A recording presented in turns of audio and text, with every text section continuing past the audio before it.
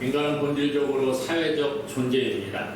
공동체는 개인의 정체성 형성과 안정감 제공, 또 사회적 지지, 네트워크 구축에 중요한 역할을 감당을 하죠. 공동체라는 게 무엇입니까? 공통의 관심사, 또 공통의 목표, 가치, 또 문화, 또는 지리적 위치를 공유하는 집단을 가리켜 공동체라 이렇게 이야기를 합니다. 따라서 세상에서 공동체의 당당한 일원이 되려고 하면 다른 구성원들, 다른 공동체에 있는 사람들에게 나의 능력과 가치를 인정받을 때에 공동체의 일원이 되는 것을 우리가 봅니다. 교회는 어떻습니까?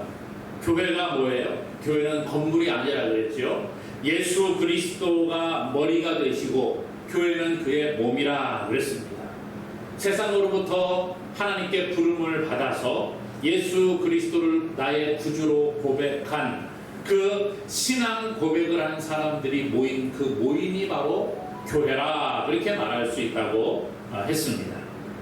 나의 죄를 대신해서 십자가에서 죽으시고 부활하신 예수님, 그리고 하늘로 올라가셔서 하나님 보호자 우편에 계시고 또 다시 오실 것을 약속하신 그 예수님을 믿는 믿음을 고백하는 사람들, 그 사람들이 모인 신앙 공동체가 바로 교회라는 거예요.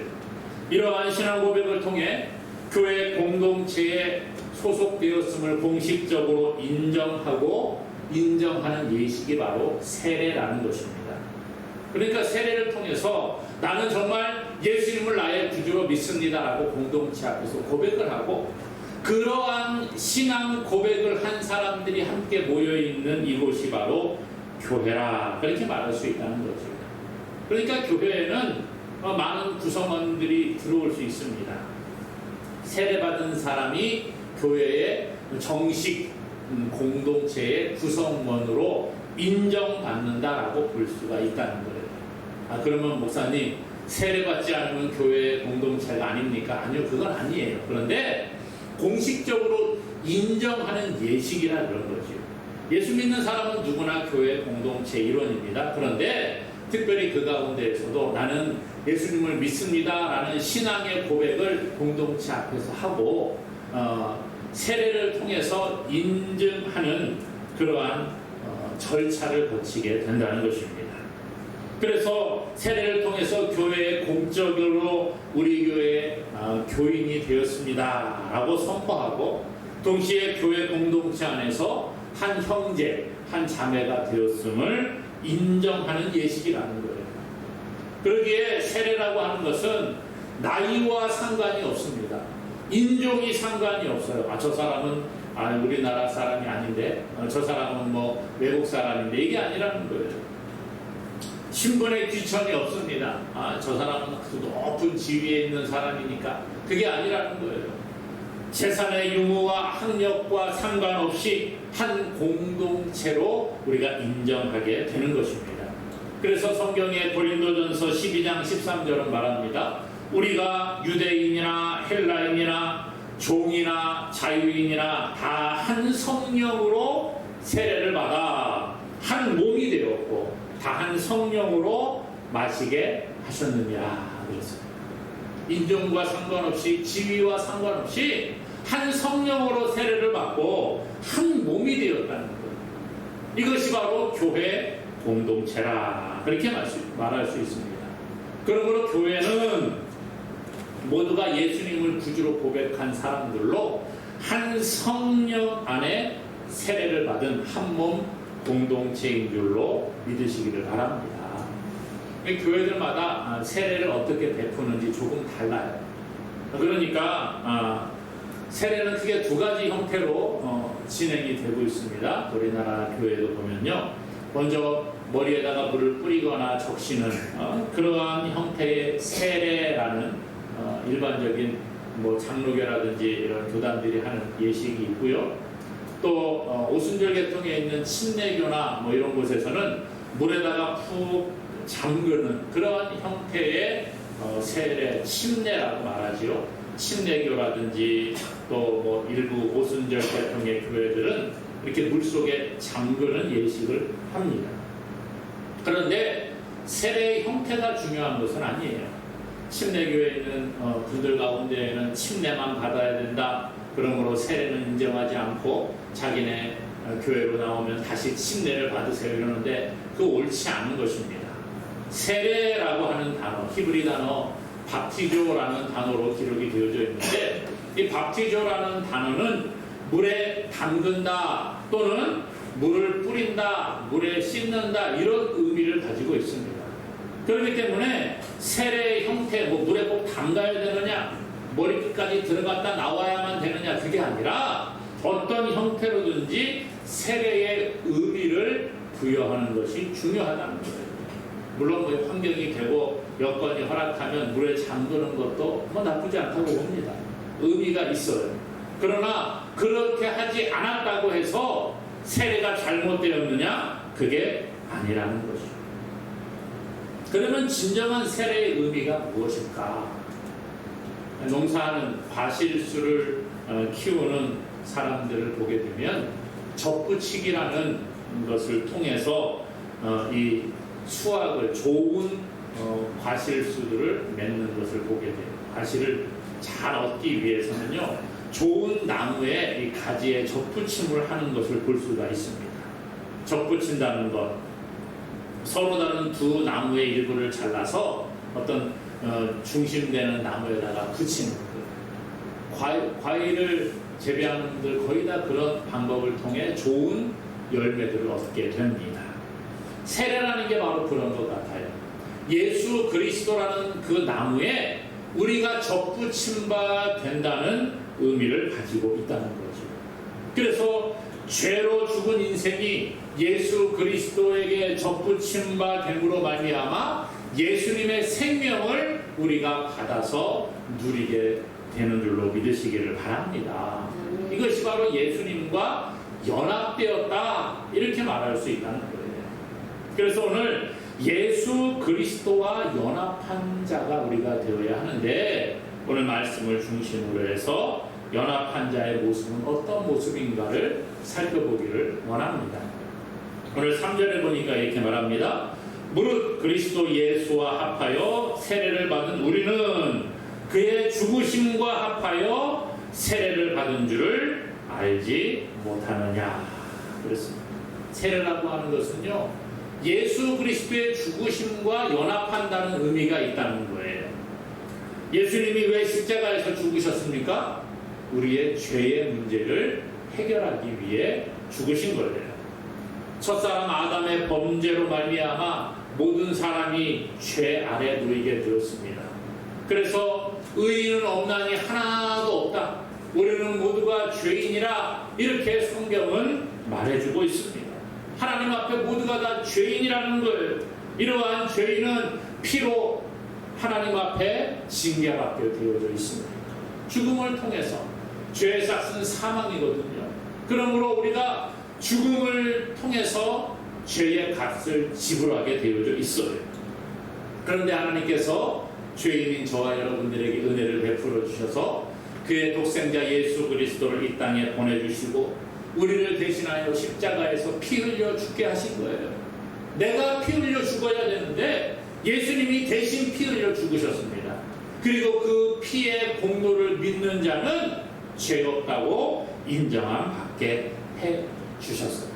이게 바로 속죄라는 거예요. 하나님의 은혜로 말미암아 예수 그리스도를 믿는 자는 죄사함 받고 하나님의 백성이 되는 줄로 믿습니다.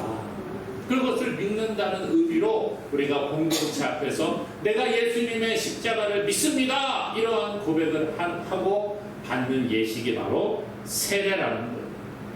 그러므로 세례를 받는다고 하는 것은 예수님이 나의 죄를 위해 십자가에서 피를 흘려 죽으셨습니다.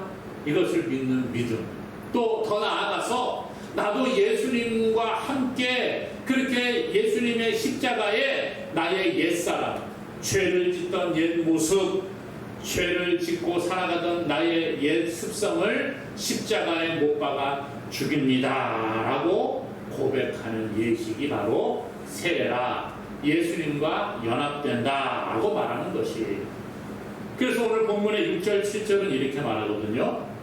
6절 7절에 보니까 우리가 알거니와 우리의 옛사람이 예수와 함께 십자가에 못 박힌 것은 죄의 몸이 죽어 다시는 우리가 죄에게 종노릇하지 아니하려 함이니 이는 죽은 자가 죄에서 벗어나 의롭다 하심을 얻었음이라. 그렇게 말해요. 우리의 옛사람이 예수와 함께 십자가에 못 박혔다. 예수님과 연합된다는 의미는 우리의 옛사람을 죽이는 거예요. 우리의 옛 죄악된 몸을 죽인다라는 의미가 있습니다. 죄에게 종노릇하며 살아갔던 옛날 습성을 버린다라는 의미가 있어요. 그러므로 오늘 우리는 예수님을 믿는 자들로서 죄악된 옛 습성을 버리는 자가 되어야 합니다. 하나님 앞에 우리의 자존심을 내려놓아야 하는 것입니다. 예수님 믿기로 작정했으면 이렇게 내 자존심을 내세우고 옛날에 죄짓던 삶을 그대로 살아가는 것은 옳지 않다는 것입니다. 예수님을 믿으면서 야, 나 옛날에 이런 사람이었는데 하고 옛날을 그리워할 필요가 없어요. 아, 옛날이요 이러면서 그리워하지 마십시오. 내가 옛날에 이러이러한 사람이었는데, 이런 생각, 교만들을 버려야 하는 것입니다. 아, 내가 옛날에는 참 잘 나갔는데, 아, 내가 옛날에는 좀 공부도 잘하고 똑똑하고 지혜로운 사람이었는데 내가 저런 사람들하고 같이 어울려야 돼? 이런 생각 옳지 않다는 거예요. 아, 나는 좀 돈도 있고 재력이 있는데 내가 저렇게 돈도 없고 가난한 사람들이랑 같이 어울려? 이런 거 도움되지 않는다는 거예요. 내가 예수님을 믿고 하나님의 백성이 되기로 다짐하면 예수님과 함께 우리의 옛사람을 십자가에 못 박는 거예요. 옛생각을 버리고 교회에 들어와서 그렇게 지위에 걸맞고 나의 위치에 걸맞는 대우를 받아야 되겠다는 생각을 내려놓아야 한다는 것입니다. 옛사람을 십자가에 못 박는 것, 이것이 바로 예수님과 연합된다는 의미라는 거예요. 그런데 제가 전에도 말씀을 드렸을 거예요. 우리가 죽여야 되는데 예수님 앞에 십자가에 못 박는다라는 의미는 죽인다라는 의미가 있어요. 죽은 사람은 말이 없습니다. 그렇죠? 죽은 사람은 누가 옆에서 푹 찔러도 아야 소리 안 합니다. 너 왜 나를 찔렀어? 이런 얘기 안 합니다. 죽은 사람은 말이 없어요. 죽은 사람은 누가 옆으로 이렇게 밀면 그냥 그대로 그 모습 그대로 밀려가는 거예요. 오늘 우리가 예수님 앞에서 예수님과 함께 십자가에 우리의 옛사람을 못 박아 죽인다라는 의미는 우리의 그러한 나의 성품을 못 박는다는 의미가 있다는 거예요. 누가 옆에서 너 예수 믿는데 너 그따구로 하려고 푹 찌르면 내가 어떤 사람인데 화내는 것이 아니라, 저도 잘 안 되지만 자꾸 그거를 바꾸어 나가는 거예요. 옛사람을 자꾸 죽여야 되는데 죽이지 않고 우리가 잠시 이렇게 기절시켜 놓고 잠시 잠재워 놓는 사람이 너무 많이 있다는 거죠. 네? 잠자는 사람 누가 옆구리를 발로 한번 빵 차보십시오. 어떻게 해요? 벌떡 일어나고 아야 누가 나를 때렸어 그러고 막 화를 냅니다. 죽은 사람은요 아무리 옆구리가 아니라 뭐 어디 얼굴을 발로 찬다고 하더라도 아무 반응이 없는 거예요.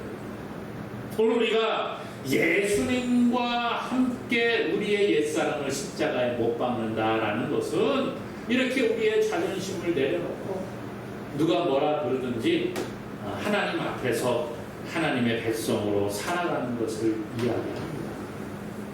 그러므로 사랑하는 여러분, 우리의 옛사람을 잠시 재워두었다가 다시 깨우는 것이 아니라 우리의 옛사람을 십자가에 완전히 못 박아 죽이는 저와 여러분 되기를 주님의 이름으로 간절히 축원합니다. 또 오늘 말씀에는 뭐라고 하느냐, 세례라고 하는 것은 예수님의 부활과 연합한다는 의미가 있어요. 뭐와 연합해요? 부활, 다시 살아나는 거예요.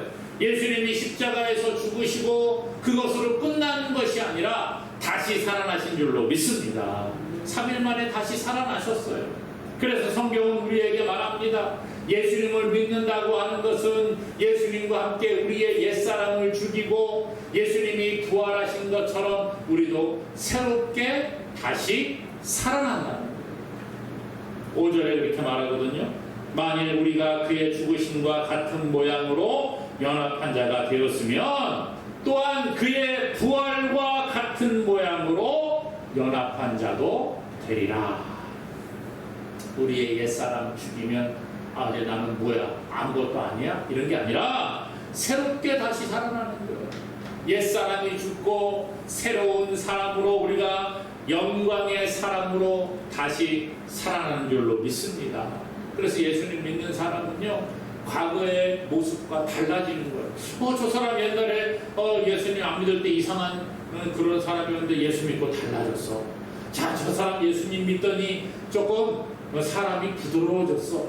저 사람 예수님 믿더니 얼굴이 환해졌어. 이런 이야기가 들려와야 한다는 거예요. 그런데 어떤 사람들은요, 흉내만 내는 사람이 있어요. 예수 믿는 사람인 것처럼 흉내내는 사람. 여러분, 비슷하지만 진짜가 아닌 것 뭐라고 해요? 가짜, 모조품, 소위 속된 말로 짝퉁 이런 이야기 합니다. 모조품, 위조품 이렇게 말할 수 있어요. 정품이 아닌 것, 그렇죠? 어떤 것은요, 모조품, 이 짝퉁이라고 하는 것이 더 진짜 같을 때가 있어요.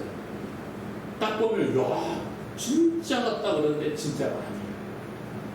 제가 예전에 이렇게 화원에 간 적이 있어요. 화원 갔더니 무슨 조화같이 생긴 거를 이렇게 갖다 놨어요. 너무나 만든 것처럼 보여가지고 이거 조화지? 그래서 보니까 만져보니까 아니 진짜예요. 너무 가짜같이 생겼어. 근데 또 어떤 거는요, 이렇게 모조품인데 너무 진짜같이 생겨서 야, 이거 진짜인가? 그러고 만져보니까 가짜예요. 이런 것들이 있더라고요. 요즘 기술 참 좋아지지 않았습니까?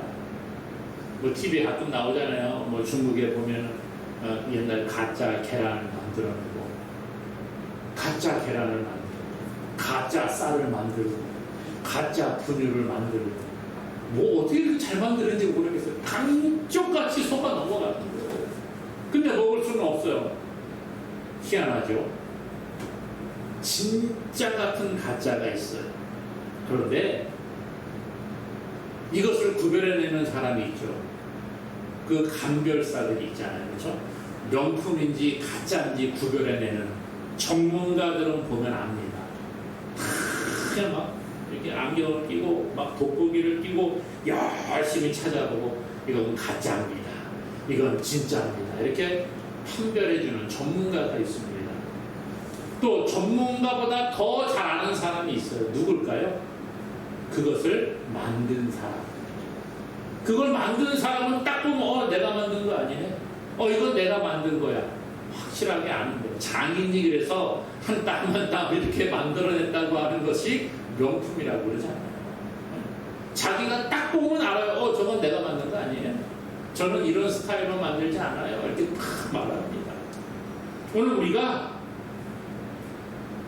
정말 예수 믿는 것처럼 속일 수 있어요. 나 예수 믿는 사람으로 달라졌어 라고 사람들을 속일 수 있습니다. 그렇죠? 어떤 사람은요, 진짜 저 사람처럼 예수님 잘 믿는 믿음 좋은 사람은 없습니다. 이렇게 사람들이 다 속아 넘어가는 사람이 있습니다. 진짜 같은 짝퉁. 너무 사람들을 다 속이는 거예요. 그런데 누가 알까요? 우리를 만드신 하나님은 아시는 거예요. 야, 넌 아니야. 가짜야. 내가 딱 보면 알아. 어떻게 알아요? 내가 너 만들었으니까. 넌 가짜야. 너는 진짜야. 오늘 하나님께서요, 우리가 아무리 사람들 앞에 진짜인 것처럼 속여도 가짜인지 진짜인지 하나님은 구별하시는 줄로 믿으시기를 바랍니다. 그래서요, 사무엘상 16장 7절에 말씀하시는 거예요. 내가 보는 것은 사람과 같이 아니하니 사람은 외모를 보거니와 나 여호와는 중심을 보느니라. 사람은 외모를 보고 판단합니다. 겉모습 보고 드러나는 모습 보고 야, 저 사람은 진짜야, 저 사람은 가짜인 것 같아. 그런데 하나님은 중심을 보시는 거예요. 어떤 사람은 그냥 저 사람이 신앙이 있는가, 그냥 교회만 왔다 갔다 하는 거 같고 아무 말도 하지 않고 뭐 이런 사람이 있는데, 결정적일 때 보면 그 사람을 믿어요. 그런 사람이 있어요. 과거에 일제강점기 때, 또 6.25 전쟁 때에 많은 사람들이 순교자가 나왔습니다. 어떤 사람은 예수님 잘 믿는 것처럼 큰 소리 쳤지만, 너 예수 믿는다고 하면 죽고 예수 안 믿는다고 하면 살려줄게, 그럴 때에 나 예수님 몰라요 그러고 배반하는 사람들 많이 있습니다. 그러나 그때에 묵묵히 신앙생활하던 사람들 가운데 나는 예수님을 결코 부인하지 않겠습니다라고 목숨과 예수님을 바꾸지 않는 사람들이 있다는 거예요. 예수 믿음으로 말미암아 자기의 신앙을 지키고 순교한 많은 신앙의 선배들이 있습니다. 그 사람들 예수님을 믿는다고 그렇게 고백하고 부인하지 않았다는 거예요. 이 사람들이 진짜 아니겠어요? 사도 바울 보십시오. 예수님을 믿기 전에 예수님 믿는 사람들을 잡아 감옥에 가두고 죽이는 일에 앞장섰던 사람이 바로 사울이라는 청년이었어요. 그런데 다메섹으로 가는 도중에 부활하신 예수님을 인격적으로 만나고 변화되어서 그 다음에 기독교 역사에 큰 일을 이루는 그러한 사람이 되지 않았습니까? 옛사람을 죽이고 새사람으로 거듭난 자, 모조품이 아니라 진짜 모습으로 변화된 삶을 살아갔다는 것입니다. 사랑하는 여러분, 나를 죽일 때에 내 안에 계신 예수 그리스도가 우리를 다시 살려주시는 줄로 믿습니다. 예수님을 믿는다고 하는 것, 예수님의 부활과 연합한다는 것은 주인을 바꾸는 거예요. 과거의 옛사람의 주인이 나였고, 옛사람의 주인이 마귀였고, 옛사람의 주인이 그 사탄이었다고 한다면, 그 사람이 죽고 새롭게 새로운 사람으로 거듭난 사람은 그 사람의 주인이 예수 그리스도가 되는 줄로 믿습니다. 성령님이 우리의 주인이 되는 줄로 믿으시기를 바랍니다. 그러므로 나를 죽이고 예수 그리스도와 함께 다시 살아서 예수님을 주인으로 모시고 주와 연합한 자 되기를 주님의 이름으로 축원합니다. 이렇게 주님과 연합한 사람들은요, 승리자의 삶을 살게 되는 거예요. 예수님을 믿고 그냥 그것으로 끝나는 게 아니라 예수님이 나의 주인이 되면 우리가 새 사람으로 이제 이 땅의 삶을 살아가야 합니다. 그런데 이 땅의 삶을 살 때에 어려움이 찾아올 수 있잖아요. 예수 믿는 사람도 아프기도 하고, 예수 믿는 사람도 어려움이 찾아옵니다. 괴로움이 찾아올 때가 있습니다. 그러나 능히 이기는 줄로 믿으시기 바랍니다. 예수님이 나와 함께 하시니까 이기는 거예요. 기도하고 주님 도와주세요 기도할 때에 우리 안에 계신 성령이 나에게 새 힘을 주시고 이기게 하시는 줄로 믿습니다. 내가 힘이 있어 그런 게 아니에요. 영화에 보면 조직폭력배들 나오잖아요. 조직폭력배 가운데에서 아주 높은 막 우두머리들 말고 그 밑에 있는 좀 싸움 잘 못하는 쫄개들이 있잖아요. 쫄개들이 하는 일이 뭐예요? 자기네 구역을 돌아다니면서 이렇게 수군도 하고 이렇게 합니다. 어떤 사람은요, 싸움도 되게 못하는 그러한 사람들도 있어요. 그런데도 목에 힘주고 야! 돈 내라! 막 이러면 돈 주잖아요. 왜요? 그 사람이 무서워서가 아니라 그 사람 뒤에 배경에 있는 조직이 무서운 거예요. 그 사람 배경에 있는 그 우두머리가 무서운 거예요. 저 사람은 힘이 없지만 저 사람에게 잘못하면 깡패들이 두목이 와갖고 나를 괴롭히면 나는 끝장이 나니까, 그러니까 그냥 그 사람에게 복종하는 거예요. 오늘 우리가 마찬가지입니다. 우리가 힘이 있는 게 아니에요. 우리가 예수님 믿는다고 해서 우리가 뭐 힘 있는 사람으로 바뀝니까? 그게 아닙니다. 그러나 우리 안에 계신 성령께서 나와 함께 하시는 예수 그리스도께서 마귀의 권세를 이기시고 승리하셨기 때문에 예수님을 믿는 자는 예수님과 함께 승리하는 줄로 믿으시기를 바랍니다. 이것이 예수님과 연합한다라는 의미라는 거예요. 그러므로 사랑하는 여러분, 세례라고 하는 것은 예수 그리스도와 연합한 자가 되는 거예요. 예수님의 죽으심과 함께 나의 옛사람을 죽이고 예수님의 부활하신 것처럼 우리가 새 사람으로 다시 살아나서 이 땅의 삶을 살 때에 예수님의 승리와 함께 우리도 승리자의 삶을 살게 되는 것입니다. 그러므로 사랑하는 우리 모든 주의 백성들, 옛사람을 죽이고 거듭난 새 사람으로서 날마다 우리 안에 계신 우리의 주인 되신 예수님, 성령님을 모시고 승리하는 저와 여러분의 삶이 되기를 주님의 이름으로 간절히 축원합니다.